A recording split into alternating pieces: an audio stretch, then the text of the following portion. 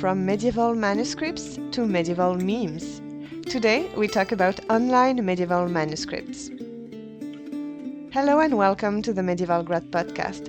It's a podcast brought to you by medievalists.net, where we meet and chat with graduate students and early career researchers to learn about the new trends in medieval studies.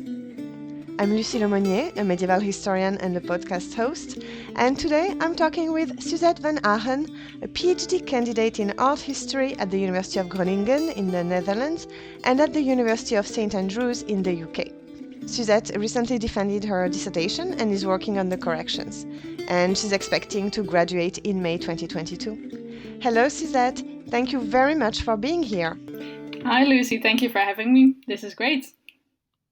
So Suzette, your research focuses on the digitization of medieval manuscripts. And digitized archives and manuscripts have been a real blessing since COVID hit, but they also were a blessing before, of course. Not all medievalists have the financial means to travel, to look at primary sources, and not all medievalists want to travel long distances to access this manuscript. First, let's talk digitization. I'd like to hear you talk about the history, with quotes, of manuscript digitization projects. When did they start? How frequent are they now? And what purposes do they serve? That's a great question. But it's also quite a difficult question, I think, to answer. The history of manuscript digitization projects is quite murky. It's often not very well recorded, and kind of those early digitization projects are often already taken off the web or kind of updated to modern standards, so we don't really know what they look like in the day. But I'll tell you a little bit of what I know. So the earliest digitization projects originated in the 1990s, but it's really hard to say which were first. But I actually have in my hand here, and it's too bad this is the Utrecht Psalter on CD-ROM. Wow, I love that. So I have the CD-ROM with the full Utrecht Psalter, which came out in 1996. And this is arguably the first complete digital facsimile that was actually meant for a larger public. So, by the way, a facsimile is a direct copy of a medieval manuscript. But of course, there have been digitizations before that. And actually, this CD-ROM is more of a keepsake than anything else, because I, at the moment, don't have the equipment to run a CD anymore because my laptop doesn't take it. And so it's really interesting in that way, because this kind of very old digitization project is no longer really viable. So digitization as we know it today really picked up in the early 2000s. So you can think of, for example, the British Library's Turning the Pages project. And at the moment, really digitization projects are everywhere. If we're thinking generally, I think the purposes digitization projects serve are manifold. Generally, projects are initiated by the keeping institutions, so like libraries or collections, or by research projects. So research is really a big reason to digitize and making things accessible for more people. And there is, of course, the idea that digitization also helps with preservation of manuscripts. So if you put manuscripts online, that means that people don't really have to go and look at the physical original, which means that less hands kind of degrade the fragile material. But then, on the other hand, you have the argument that with the promotion that a manuscript gets by being digitized, more and more people actually want to go and see it in the flesh. So there's this push and pull. So whether digitization is actually a good preservation method is to be doubted, I think. Especially when we think about the extremely fragile nature of digital medieval manuscripts themselves. So they are really subject to rapid obsolescence and decline. If they survive for 10 years, that would be very long. And you can compare that to a manuscript that's hundreds of years old, and the parchment is still there, even though this digital material degrades so quickly. Yeah, I think that's very interesting, because when I was preparing for the questions, and especially that question, I was thinking at when I started teaching like nearly 10 years ago. And at the time, I was mainly using a website by the Bibliothèque Nationale de France, which is called Mandragore. And it's really illumination. So it was to kind of make my PowerPoints beautiful and stuff. Mm-hmm. And now this website is kind of old-ish and a little bit obsolete. The pictures are not high resolution anymore, but 10 years ago it was kind of cutting edge. And so there is this obsolescence that factor that is really interesting. Yeah, definitely. I always think it's really interesting when you find these kind of I know this is kind of general word that's people use. It's called the digital incunable. So it's like kind of early digitization projects that sometimes you kind of still find floating around on the web. Some of them are still kept up in their original state, which I think is usually very interesting because that's often not done. So obsolescence often comes with kind of the idea that software and programs or servers, they become better and better, whereas the data that you have on there is so old that it doesn't really work anymore with the new software that we have. It doesn't really run anymore. So this is a huge problem, not only in manuscript digitization, but in just the digital world in general, really. So I have the feeling that digitization is the next step after prior endeavors aiming at preservation and outreach in terms of manuscript. And I was thinking 19th century editions of manuscript. Then we had facsimiles, microfilms. So there is a long tradition here. So I was just wondering about the links you see between old paper editions, facsimiles, microfilms, and now digital manuscripts. Yes, that's a really interesting question, and I think one of my favorite things to talk about, because there are definitely links. I mean, there's a huge tradition of kind of reproducing and copying manuscripts. I mean, manuscripts themselves are copies of other manuscripts. So we're beginning with kind of the medieval manuscript tradition itself. So the 19th century, of course, is very interesting with the kind of development and innovation of image capture technologies. So things like photography or photolit.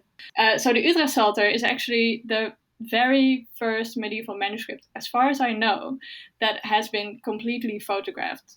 So that's also kind of why I like to call digital medieval manuscript, why I like to call them digital facsimiles. It's because it also acknowledges this tradition of facsimile making. And of course, this also falls into the realm of microfilm and even modern kind of these luscious, beautiful facsimile editions that you can buy that are almost as expensive as a manuscript themselves. I think it is very important to kind of acknowledge this tradition, because even though digitization is something very new, or at least it was very new in the 1990s. At the moment, of course, but it is also something quite old, and it kind of reflects ways of dealing with manuscripts that were already in existence. Yeah, since the Middle Ages, as you said, which is very nice. So let's go back to the physical distance with manuscripts induced by digitization. And this distance was clearly aggravated by COVID, but it existed before that. And I've experienced multiple times the frustration of going to an archival center, very hopeful and happy because I wanted to look at manuscript or set of sources. And instead, I was directed towards the dreaded and awful microfilm machine. I was sometimes being handed a CD-ROM, and even sometimes directed to a website. Sometimes, and that was the worst, a website that was kind of on the network of the archival center, so it was only accessible in the room. Yeah. That's really like crazy. And it was too bad, because really touching a manuscript with gloves, of course, it's a wholesome experience. There is a thrill, the ease to turn the pages, the smell, the thought of the people who wrote them and read them hundreds and hundreds of years ago. And I know that you've written about that. So could you talk a little bit about this relation we humans and medievalists have with physical manuscripts? Yes, I can. Absolutely. But first, I want to say or at least this is what we do in the UK, or in most libraries I've been in the UK. I don't know what it's like in Canada, but you should never wear gloves when touching a parchment manuscript. Well, it's in the south of France where I go, and they Oh, always give us either cotton gloves or the awful medical gloves, and I oh, the hate. medical I gloves. really hate it. Yeah, so I'm not sure whether you want to keep this in here, but No, yeah, it's interesting. Go ahead. okay. So especially not the cotton gloves that you get in the museum. So it really, so the gloves really diminish your sense of touch, and it makes it much more likely that you kind of accidentally break off like a little piece of parchment, anything like that. So usually libraries ask you to thoroughly wash your hands so that all the dirt and grease is gone. And you can use just your bare hands. That's fine. And this is actually much better for the manuscripts. Well, I'll bring the podcast to the archival center, and I'll have them listen to that and not have me wear gloves. I hope so. I hope so. I've had so many run-ins of people, especially people who probably have never seen a manuscript and see me on a photograph or someone else, just not wearing gloves when touching a manuscript, and they're outraged, and I have to explain all the time. Well, yeah, but there's truly nothing like touching a parchment page, I think. So feeling the hair side and the flesh side of the parchment and kind of how sturdy it is or soft it is, it really makes a difference. And that kind of also brings me to what you're asking about. So there is something magical about being in the presence of a medieval manuscript, which I'm sure you and I have experienced many times. And I'm hoping many of our listeners as well. Yeah, so these manuscripts are kind of witnesses to hundreds of years of history, and they still survive now. So that's kind of very amazing to think about. And sometimes they're in relatively unscathed states, and sometimes they're completely battered up. I don't think this is really inherent to the manuscript itself, this kind of magical feeling. It is more something that we have been taught to think this way about cultural artifacts. So you go to the reading room and you enter this kind of magical room, kind of where you have to be quiet, and everyone around you is also kind of looking at ancient manuscripts and documents. And it may have taken you some effort to be allowed to see that manuscript even. So there's this gatekeeping as well, which makes it kind of a special experience because you are the chosen one, whereas other people may have kind of been turned away at the gates, and then you've already been reading about this manuscript, so you've kind of had this idea built up in your head. And I think the kind of that magical experience is more built up by what we think about manuscripts more so than the manuscript themselves. And I think it's really interesting to think about kind of the relationship that people have with digital manuscripts and how that contrasts with medieval manuscript, with kind of physical manuscripts. So this kind of magical experience does not really translate to the digital manuscripts. And that's mainly because of the value we attach to medieval manuscripts, to kind of their material form and their history and their kind of cultural value. And this does not really translate to the value we attach to a digital object. I think digital manuscripts are mostly seen kind of as tools, as a lens through which we can see the medieval manuscripts. And tools are generally not valued as cultural objects. So we sit behind our desks in our homes and we scroll through the digital collections of a library. It's very much a quotidian thing to do, kind of every day. And there's really nothing special to it. So, well, that is at least until you start to research digital manuscripts themselves and see them as objects of study in themselves. Because I can really get excited when I'm looking at specific digitization and think about how they were made and in their context and kind of their environment and how they are used, stuff like that. So for me, I can really see the beauty in digital things. They're quite special to me. So this experience has kind of been made by how I value digital objects now as well as medieval manuscripts. Yeah, that's very interesting. This shift of perspective. All right, so let's jump into your PhD project, which is called the Digital Medieval Manuscript Approaches to Digital Codicology. Codicology means the study of manuscripts, but not the study of the textual content. It's really about the physical object, that is the manuscript, the materials, parchment of paper, the inks and binding techniques, sometimes the mise en page, the way they are organized, the paleography, which is the handwriting, the illuminations, decorations, marginalia, etc. How do digital manuscripts and distance to the physical object are changing the way in which codicologists study them? So I am interested in how we can study the digital medieval manuscripts within codicological framework. So for me, the digital medieval manuscript itself is the primary research object. And digital codicology means that I use codicological terms to investigate what a digital medieval manuscript is. And for kind of in this context, my research looks at digitization from specifically a materialist perspective. So I'll explain a little bit what I mean by that. So this really begins by acknowledging the digital facsimile's material nature. So I like to see the digitization process as a translation. So the medieval manuscript is translated into another and completely different material object. But in my research, I usually look at the kind of the front facing of what you see in a digital manuscript. So kind of what the user experiences. So that which is kind of bright and colorful on your screen. Then secondly, I see the digital facsimile as a distinct object.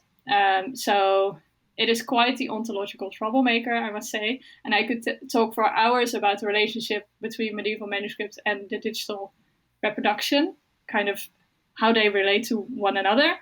But to keep it short, I see the digital facsimile as simultaneously a copy of the medieval manuscript and as an object in itself. So it exists and functions as its own object in digital space. So digital codicology means that we can look at the digital material of the digital medieval manuscripts, and from there analyze its function in the world, how it is used, and what it really means to digitize cultural heritage objects. So I think it is important to take the digital facsimile seriously because it is an important cultural object in our lives today. And with this digital codicological method, I argue that the digital facsimile of medieval manuscripts are distinct objects with histories of their own. So they're made within projects, by people, and within specific institutional environments. So that is something that I look at in my dissertation. And then I look at how digital facsimiles exist within and affect larger cultural practices. And this is a really fun chapter in my dissertation because I look at the kind of prevalence of making memes from medieval images. Usually when we think about digital medieval manuscripts, about how they function within scholarly contexts, because generally scholars look at these digitizations. But I am really interested in how these images kind of make their way into a more broader audience, and how they are just shared online without any context. Usually these are miniatures. And I'm looking at one specific manuscript.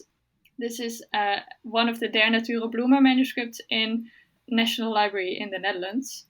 And this is it's not a bestiary, but most of the images are similar to bestiary. So it's a lot of animals. And they're really funny and kind of weird. And I think that really speaks to people. So when they see these images, people are kind of inclined to, first of all, share them, but second of all, also kind of make these kind of memetic jokes because of them. And I think memes in general are really interesting kind of cultural objects because they play with this really complex intertextuality. And when you're looking at a medieval meme, you not only have the complex intertextuality of the meme that's coming in, of kind of the modern reference that's going on, but you also have the medieval imagery there. So it's a really like interesting kind of new contextualization of medieval images, and I think this is digitization has kind of played into this way of thinking about medieval manuscripts. So that's that's one of the aspects. And then what I also look at is in kind of thinking about digital codicology is the importance of digital facsimiles when we're thinking about preservation issues. And so we've talked about this earlier, but preservation issues that are prevalent for the physical manuscript, but also looking at preservation for the digital manuscripts. So this is really what I mean by digital codicology. I'm interested, especially in what you said about the way in which the manuscripts are presented and what information is given to the people and how we interact with them. So to conclude, Suzette, I like to ask my guests the same quick question. What advice would you give to a prospective graduate student in your field? Are we looking for very practical advice, or looking more in the realm of I don't know? Whatever you want. It can be practical, it can be philosophical. Guests, they are going in all directions. And right now, I didn't have twice the same answer. Okay, so my advice would be, I'm usually one for the practical advice, I think. So my advice would be write a lot. Generally, just write. Yeah. Try to write something every day, and because I think most of my dissertation and the arguments that I make, and kind of the way that I thought through all of my material, because it's in the beginning, I think your material seems like a lot, has really taken shape because I've been writing so much. And then my second piece of advice is, when you're citing something, even if you're in your first year or your second year and you're writing and you want to cite something, cite the page numbers. Because oh my god, yes. I did the same. Oh yes. Oh no, the last. Oh yes. Because yes, I am at the moment editing to hand in my dissertation, and it's horrific because I have to go back because I for some reason in some cases I did not cite the page numbers, and please do that. I agree. And sometimes you're like, did the book actually said that? Because I cannot find it anymore. Exactly. Yeah. Oh, well, that was a very practical, very, very, very good advice. Thank you very much.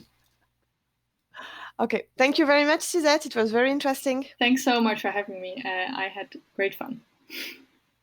That was Suzette Van Haaren from the Universities of Groningen and St. Andrews. You can find out more about Suzette in the show notes.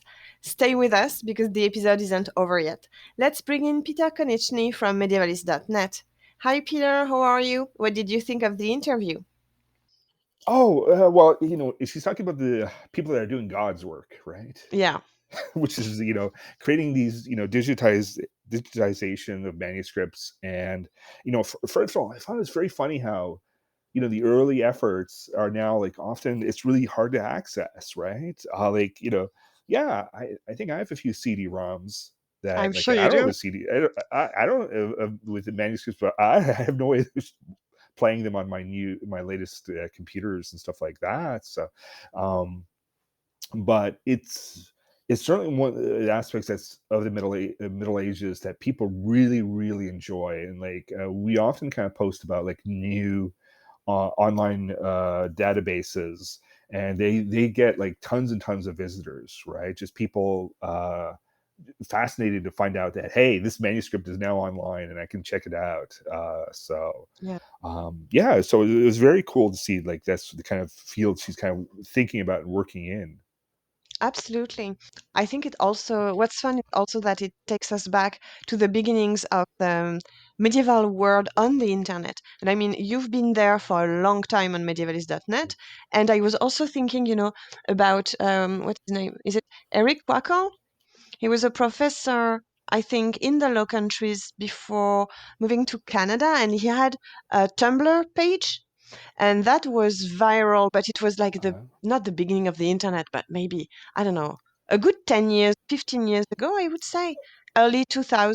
Yeah, around that. He was Eric, and he's been a guest like on the website and Ooh. on our other podcast. I really love the guy. Um, he was very important for him to like reach out to the public. So yeah, he kind of started like websites. The Tumblr page was really cool.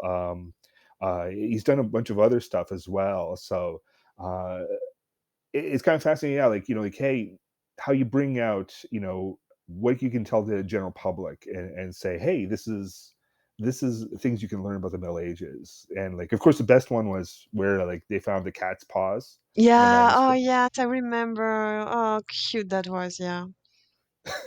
Adorable. They but we were talking you were talking about like memes and like how how much growth there's been and how many people are doing that. There is a special project from the Dutch National Library. It's called KB now. So but they have the medieval meme generator. So I think if you go to medievalmemes.org, you can like create your own with this like, oh, they have like a dozen or so images that you can base it out and make your own little memes. So but yeah, like run Instagram, and I see him all the time now. Yeah, so if you listeners want to do a medieval meme, do tag medievalist.net on your publications, either on Facebook or Instagram or maybe on Twitter. Indeed, indeed. And yeah, and also just check out medievalist.net. Like, we have a lot of kind of news articles about openings of these new databases and stuff like that over the years. And it's just kind of fascinating to look at like that history of the online world. Yeah. I will say though, and that's my Frenchness coming across, being, Okay. Ooh. criticizing stuff. I think sometimes, sometimes what I find a bit annoying on all these great databases, and I mean the British Library is amazing, and many other sites are great. It's always a human work, right? And it's indexing what is on the picture. Sometimes, there is no proper description. So if you're looking for stuff, sometimes you won't find them, but there are pictures. So you need to find a way to find the picture to then find it on the website, although it has not been properly indexed. And that was my French complaint. Oh yeah, I hear you there. I hear you there, sister. That's oh, that keeps me up at night looking for this particular image, right? And it's so hard to find because yeah, the indexing and like how they describe, like even the British Library has this, like they have a great site, but sometimes they give you tons of details about a particular image, and sometimes they give you nothing, Yeah, right? Um, so yeah, I think like like partly it's we're still in the early days of yeah. doing like digitization and all that kind of that it's going to be a problem that like we will look back in 20 years is like, oh, it's so they have it so easy now, like Yeah, maybe a virtual walk inside the British Library, picking up manuscripts with our VR stuff. that's right. You won't get to go to you won't get to like your archive in like southern France, so they say, oh, go to the computer or go to the you're 20 feet from the manuscript itself, but you're gonna go look at it on a microfiche. So Yes, it's so frustrating. I think that my archive center, it's honestly, I won't say it's the worst because they might be listening. I won't say anything. all right, thanks Well, that was again. fun. Thanks, Peter. Take care. You were listening to the Medieval Grad Podcast, brought to you by medievalist.net.